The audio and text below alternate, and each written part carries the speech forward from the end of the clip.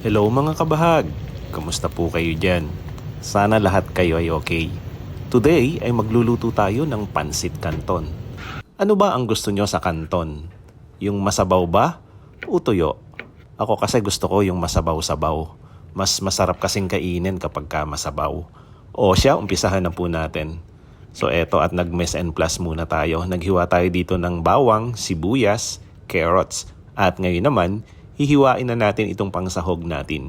Gagamit tayo ng chicken breast. Eto at i-slice na rin natin itong ating cabbage. Kung mapapansin nyo, malalaki yung hiwa ko, di ba? Para lamang tayong gumagawa nito ng chop suey. Natutunan ko ito sa aking mother-in-law. Mas gusto niya daw kasing kumain ng pansit yung malalaki ang hiwa ng gulay para kitang-kita daw. So ayan at hiniwa na rin natin itong ating capsicum. Nagdagdag din nga pala ako dito ng carrots. Gusto ko kasi mas maraming gulay ang ating kanton. Maglalagay din po tayo dito ng sayote o di ba ang bongga para lamang tayong kakain ng chop suey. At syempre andito na kasama natin ang order ni Mrs. At para mas lalong sumarap ang ating lulutuin, gumamit na tayo ng Baguio corn oil. So ayan ang ating ipang piprito dito sa ating liempo. Grabe guys, sinisigurado ko sa inyo, malutong na ito. Pasintabi po muna ulit sa mga kabahag natin na hindi kumakain ng pork. May apology po sa inyo.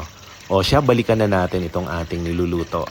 Hanguin na natin itong ating liempo. Tapos i-cool down natin para mas lalo pang crispy.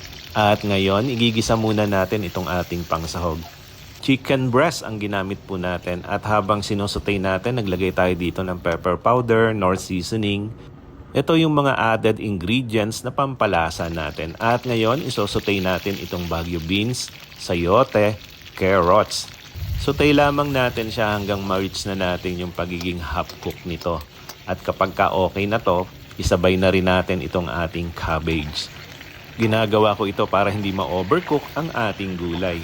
Naglalagay din ako dito ng mga pampalasa kagaya nitong chicken powder at saka pepper powder. Mas prepared ko ito para mamaya kapag hinalo na natin, may lasa na ang ating mga gulay. At syempre yung pinakasekretong sahog natin, haluin po natin ito ng may kasamang pagmamahal. So ayan, luto na yung ating veggies. Pwede na nating iset aside. At ngayon, maggigisa na tayo ng bawang. Uunahin ko ito kasi malalaki naman yung hiwa. Isinunod ko na rin itong ating sibuyas. At ngayon, yung ating na-blanch kanina na chicken, isasabay na natin. Naglagay din ako dito ng oyster sauce at saka ng toyo. Naglagay din ako dito ng pepper powder. At kung mapapansin nyo, no, mahilig po akong gumamit ng pepper powder. So eto at gagawin na natin yung base ng ating pansit canton. Gagawa po tayo ng isang masarap na umami flavor. At kapag okay na at natimplahan na natin, that's the best time para ilagay na natin itong ating canton. Nag-add ulit ako dito ng chicken breast.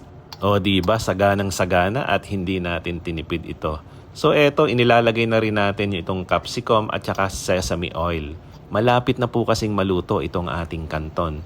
Naglagay din tayo dito ng slurry para pampalapot natin. At eto, almost na ang ating pansit canton kaya ilalagay na natin yung mga gulay na isineparate natin kanina. So ayan, almost ready na ang ating special pansit canton. O ano, natatakam na ba kayo? Comment naman dyan para alam ko kung saan nakarating itong ating pansit canton. At syempre, the star of the show, maglalagay tayo ngayon ng liempo. Gagawin natin itong pansit canton overload. At kung kayo ay nanunood pa hanggang ngayon, ibig sabihin, nag-i-enjoy na po kayo. At ibig sabihin din po nun, natututo na kayong magluto little by little. Kaya follow, like, and share naman dyan for more easy recipe. So eto, luto na ang ating pansit canton. Ano ba ang mas gusto nyo? Yung mamasa-masa din ba na katulad nito? Di ba mas masarap kainin kapag ka medyo masabaw ng konti? So, kayo na po ang humusga.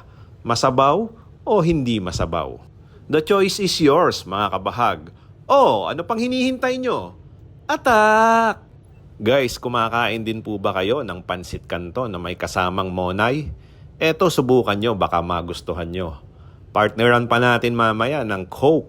Or kung wala namang Coke, pwedeng-pwede na rin yung kaping barako. So eto at papalamanan na natin ng canton itong ating monay. O ano, naaalala nyo rin ba nung kayo ay maliliit pa at ipinagluluto kayo ng mga magulang nyo? Di ba sinasamahan nila ng monay tapos 1 litro na Coke kung wala naman yung Royal True Orange? Di ba ang sarap-sarap nito?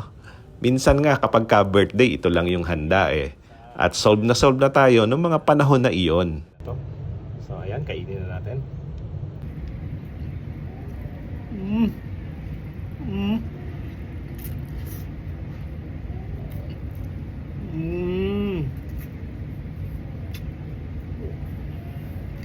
Grabe.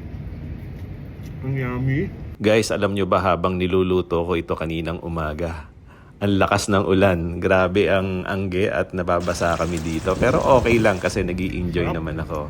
Hindi muna ako nagluluto ngayon sa farm kasi ang hirap pumunta doon. Ang daming baha sa daan. Tapos grabing kapal ng putik. So dito lang muna tayo sa bahay ngayon. Isa ba? Busog na. Wow. This is it, pansit.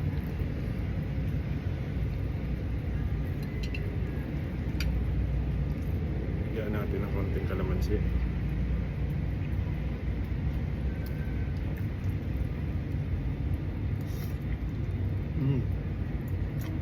Me?